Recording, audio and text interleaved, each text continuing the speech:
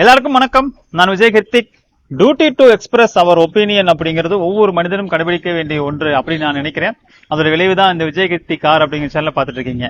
இன்னைக்கு எல்லாருக்கும் காந்தி ஜெயந்தி நல்வாழ்த்துக்கள்.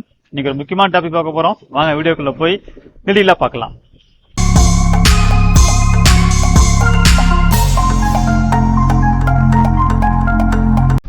இப்போ மைவி3 இந்த நபர்களுடைய அந்த நாளுக்கு நாள் அவங்க வந்து பேசக்கூடிய, மக்கள்கிட்ட பகிரக்கூடிய, மக்கள்கிட்ட கொண்டு போய் சேர்க்கணும்னு நினைக்கக்கூடிய அந்த தகவல் எல்லாம் வந்து பாத்தீங்கன்னா அவர்களுக்கே வந்து தான் செய்யறது சரியா தப்பா அப்படின்னு தெரியாம என்ன பண்றாங்க அப்படின்னு செய்யறாங்க அப்படின்னு நாம எடுத்துக்கிறதா, இல்ல தெரிஞ்சே செய்யறாங்க அப்படின்னு எடுத்துக்கிறதா, இல்ல ஏன் இப்படி பண்ணிட்டு இருக்காங்க அப்படின்னு நமக்கு வந்து ஒரு உச்சபட்ச ஒரு மனநிலையில வந்து அவங்களுக்கு ஒரு தெளிவு வேணும் அப்படிங்கிற அளவுக்கான செயல்பாடு தான் இருக்கு. ஏன்னா இன்னைக்கு நமக்கு நம்ம நாட்டினுடைய தேச தந்தையாக திகழக்கூடிய, அப்புறம் வேர்ல்டு உலகம் முழுக்கவுமே ஒரு இன்ஸ்பயரா இருக்கக்கூடிய ஒரு அகிம்சை அப்படின்னா அதற்கு முழு உருவமா இருக்கிறது நம்மளுடைய காந்தி அவர்கள் தான்.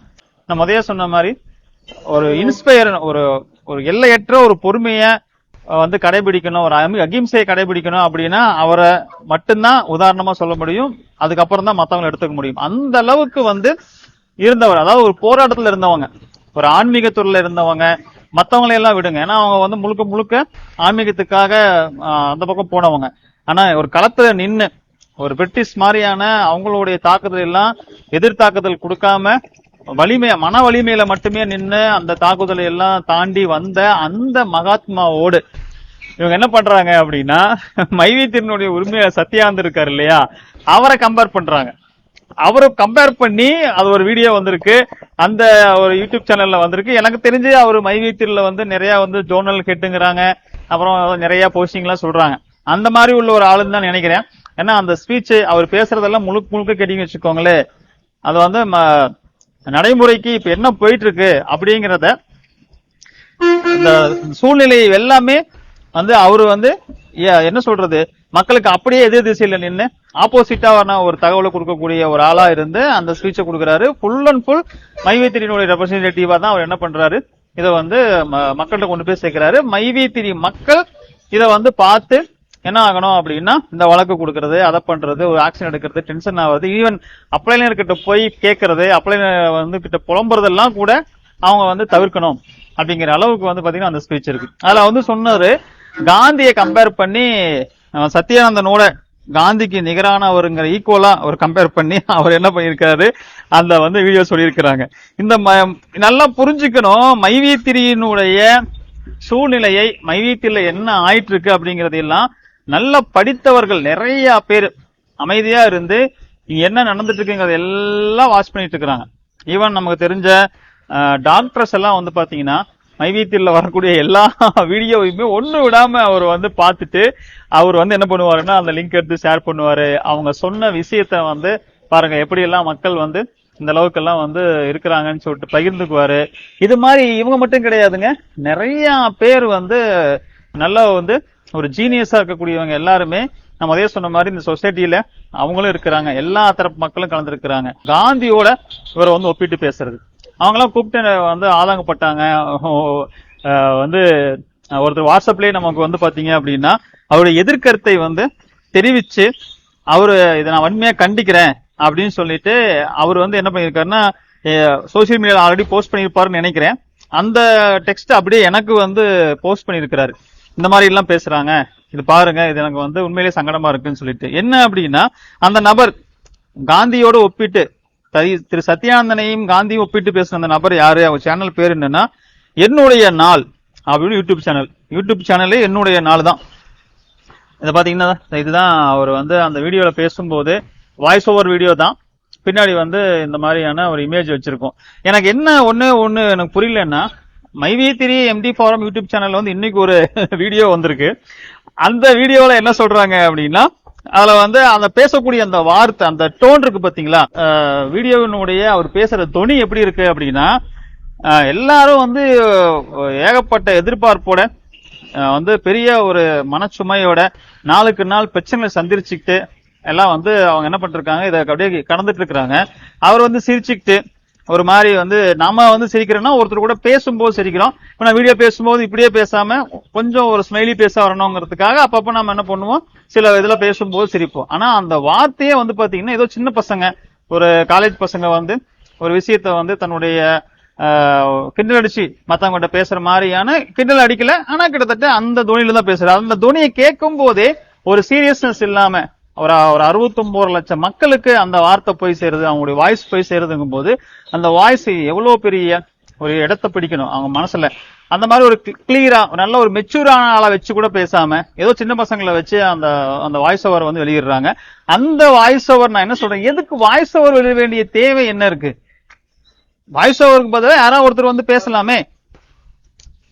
நான் எதிர்பார்க்கறது, நான் கேட்கறது, மக்களுக்காக கேட்கறது, ஒரு ஆள் முகத்தை காமிச்சு நான் பேசுறேன் உங்களை அடுத்து நான் வழிநடத்த போறேன் சத்தியானந்தம் வர வரைக்கும் அப்படிங்கிற மாதிரியான ஒருத்தர் வந்து தெளிவான அப்டேட்டை கொடுக்கணும்ல.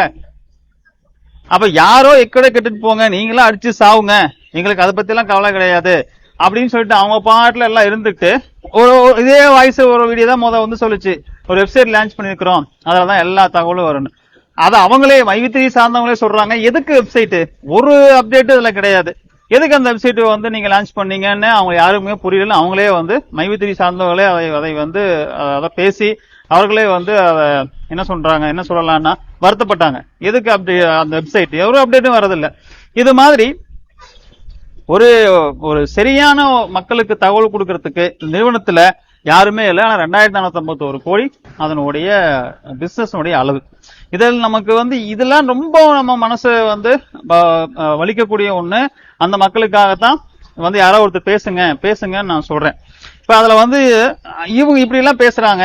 இந்த இது என்னுடைய நாள், சரி என்னுடைய நாள் அப்படிங்கிற யூடியூப், அந்த யூடியூப்ல வந்து பாத்தீங்கன்னா அவர் பேசும்போதே தெரியுது இவர் வந்து அந்த மைவித்திரிங்களை வந்து ஏதோ டாப் லைன் அப் லைனரா இருக்கலாம், அப்ப ஏதோ ஜோனல் மதியம் சொன்ன மாதிரி ஜோனல்ல ஒரு பொறுப்பாளர் அந்த மாதிரி தான் பேசுறாரு. ஏன்னா அவர் வந்து பேசுற துணி எல்லாமே வந்து பாத்தீங்கன்னா அப்படித்தான் இருக்கு. இது மைவித்திரியினுடைய சத்யானந்தன் அவர்கிட்ட தான் எல்லாமே இருக்கு, அவர் வந்தாதான் பண்ண முடியும்.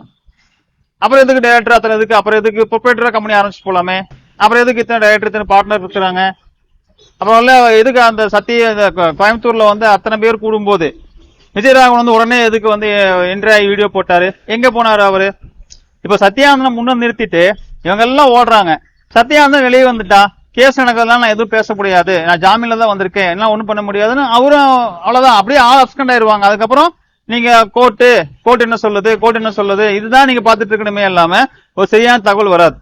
அதுல அவரு வந்து அந்த ஸ்பீச்ல வந்து அந்த ஸ்பீச்சை நானும் கேட்டேன், எனக்கே வந்து கொஞ்சம் வருத்தமா தான் இருந்தது. உடனே அது வந்து நான் சொன்ன என்னுடைய நண்பர்கள் ஏதோ மைவித்திரி வந்ததுக்கு அப்புறம் நம்முடைய ஃபாலோவரா ஆனவங்க, நம்ம சப்ஸ்கிரைபரு டாக்டர் அவரு இந்த வீடியோ எடுத்து போட்டு நாட்டுல என்ன அநியாயம் பாருங்க, என்ன கொடுமை பாருங்க, காந்தி கூட எல்லாம் இவங்களை கம்பேர் பண்ணி பேசுறாங்க அப்படின்னு சொல்லிட்டு அவரும் எனக்கு வருத்தப்பட்டாரு. அந்த லிங்க் எடுத்து போட்டு அதுக்கப்புறம் தான் நான் அந்த வீடியோவே பார்த்தேன். இன்னொருத்தர் வந்து பாத்தீங்கன்னா அவர் போட்டிருக்காரு, அதை நான் படிக்கிறேன், டெக்ஸ்டாவே போட்டிருக்காரு. மேபி அவர் வந்து இதை வந்து ஏதோ ஒரு சோசியல் மீடியாவில ட்விட்டர்லயோ இல்ல பேஸ்புக்லயோ இதுலயோ அவர் அதை பதிவிட்டிருப்பாருன்னு நினைக்கிறேன். அது அப்படியே எனக்கு அமைச்சிருக்காரு. நாட்டின் சுதந்திரத்திற்காக போராடிய தேசத்தந்தை மகாத்மாவின் தியாகம் மற்றும் போராட்டத்தில் பேசிய வார்த்தைகளோடு இன்று மக்கள் பணத்தை ஏமாற்றிய வழக்கில் சரணடைந்திருக்கும் ஒருவர் பேசிய வார்த்தைகளை குறிப்பிட்டு ஒப்பிட்டு பேசியதை வன்மையாக கண்டிக்கிறேன். பாருங்க, வந்து இவங்கெல்லாம் இந்த நாட்டினுடைய சிட்டிசனுங்க, நீங்க அவங்க மேல ரெஸ்பெக்ட் வச்சிருப்பாங்க. உடனே வந்து அவரையும் இவரையும் ஒண்ணு அப்படிங்கிற மாதிரி நீங்க கம்பேர் பண்ணி எப்படி இதெல்லாம் பேசலாம்? அடுத்தது, உதாரணம் சொல்வதற்கு மகாத்மா சொல்லிய வார்த்தைகளா கிடைத்தது? காந்தியையும் போர்டுண்டியும் ஒன்றா? அதை கேட்கும் போது பாரதி பாடிய நெஞ்சு பொறுக்குதில்லையே இந்த நிலை கெட்ட மாந்தரை நினைத்து விட்டால் என்கிற வரிகள் தான் நினைவுக்கு வந்தன. இன்று நம் தேசத்தந்தை மகாத்மா காந்தியின் பிறந்த நாள், காந்தி ஜெயந்தி வாழ்த்துக்கள் அனைவருக்கும் அப்படின்னு சொல்லிட்டு அவர் வந்து அதுல வெளிப்படுத்தியிருக்காரு அவருடைய ஆதங்கத்தை. தயவு செஞ்சு நீங்க வந்து உங்களுடைய மென்டரா இருக்கலாம் சத்யானந்தன், உங்களுடைய பெரிய என்ன சொல்லலாம், உங்களை வாழ வைத்தவர் அப்படின்னு நினைச்சிட்டு இருக்கலாம். அது உங்களுக்குரிய ஒரு கருத்து. இதெல்லாம் நாளுக்கு நாள் உங்களை எவ்வளவு தூரம் அவரை தவறாக பயன்படுத்தி இருக்கிறாங்க. உங்களுடைய மக்கள் மக்கள் சக்திய எவ்வளவு தூரம் தவறான பாதைக்காக, தவறான வேலைக்காக உங்களுக்கே தெரியாம உங்களை வந்து ஒரு மிஸ்யூஸ் பண்ணிருக்கிறாங்க. உங்களை வந்து உங்க மைண்ட்ல வந்து தவறான செய்தியை கொண்டு போய் நிரப்பி மூலச்செலவை செய்து எப்படிலாம் உங்க வாழ்க்கையை திசை திருப்பி இருக்கிறாங்க அப்படிங்கறதெல்லாம் நாளுக்கு நாள் என்ன ஆகும் அப்படின்னா, நீங்க புரிய வேண்டிய கட்டாயத்தின் பேர்ல நீங்க புரிஞ்சுக்குவீங்க. நாம என்ன சொல்றோம், ஐயோ இது நெருப்பு, இவங்க கை வச்சதுக்கு அப்புறம் அது நெருப்புன்னு அவங்க சுட்டு தெரிஞ்சுக்கிறதுக்கு முன்னாடி அது நெருப்புங்க அப்படின்னு நம்ம சொல்லிடலாம். சொன்னாவாச்சு கொஞ்சம் ஏதாவது அதை வந்து தொடாம இருந்துருவாங்க நாம நினைக்கிறோம். நீ என்ன சொல்றது, நான் சுட்டதுக்கு அப்புறம் தான் நான் ஒத்துக்குவேன் அப்படின்னா அதுக்கு நீங்க கொடுக்க வேண்டியது பெரிய இழப்பா இருக்கும். உங்களுக்கு வந்து ரொம்ப மதிப்பு என்ன சொல்றது வந்து அதுக்கு வந்து டைமுக்கு இருக்கிறதுலே வந்து நம்ம டைம் அப்படிங்கிறது வந்து எதையோட ஒப்பிட்டு அதை மதிப்பிட முடியாது. அந்த அளவுக்கு ரொம்ப பொக்கிஷமானது. அதை நீங்க விரைய செய்துட்டு உங்களுடைய நம்பிக்கை, உங்க மனசுல வச்சிருக்கிற உங்களுடைய அந்த டெடிகேஷன், உங்களுடைய ஈடுபாடு, உங்களுடைய அவங்க மேல வச்சிருக்கிற முழு என்ன சொல்றது ஒரு பக்தின்னு சொல்லலாமா, அவங்க மேல வச்சிருக்கிற ஒரு நீங்களா அவங்க டிவோட்டி மாதிரி இருக்கிறீங்க இல்லையா, இதெல்லாம் நாளுக்கு நாள் அது அப்படியே வந்து உங்களுக்கே உங்களுக்கு ஷேம் ஆகும். நாம வந்து இப்படி போய் அவங்களுடைய மோசத்துல அவங்களுடைய சூழ்ச்சியில நம்ம இப்படி பயன்படுத்திட்டாங்களே, அது உங்களுக்கு அதுதான் ஒரு பெரிய வழியா இருக்கும். பணத்தை விட பணம் எந்த வழியில வேணா நம்ம வந்து சம்பாதிச்சுக்கலாம். ஆனா இது மாதிரியான ஒரு சூழ்நிலை அப்படிங்கிறதுக்கு பாத்தீங்களா, அது வந்து ஒரு பெரிய மனவேதனை ஏற்படுத்தும். அப்படிங்கறதுனாலதான் நாம என்ன பண்றோம், முன்கூட்டியே உங்களுக்கு எல்லாம் சொல்றோம் இந்த மாதிரிங்கன்னு.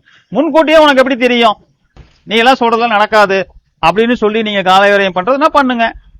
அதுல வந்து எனக்கு ஒரு நஷ்டமும் ஒரு இதுவும் கிடையாது.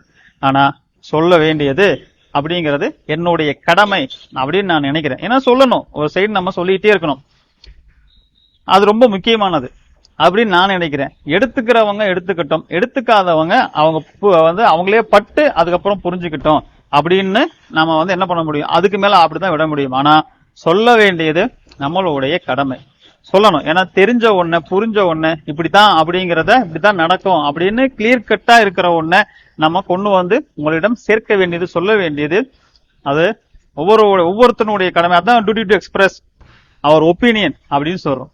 இது ஃபேக்ட் ஒப்பீனியன், என்னுடைய ஒப்பீனியன் மட்டும் கிடையாது. இது நிஜமான ஒரு கருத்து, இது நிஜ கருத்து, இது நிதர்சனம் அப்படிங்கிறத நான் மறுபடியும் அதை பதிவு செய்யறேன். இன்னொரு வீடியோல மீண்டும் சந்திக்கலாம். எல்லாருக்கும் வணக்கம், பாய்.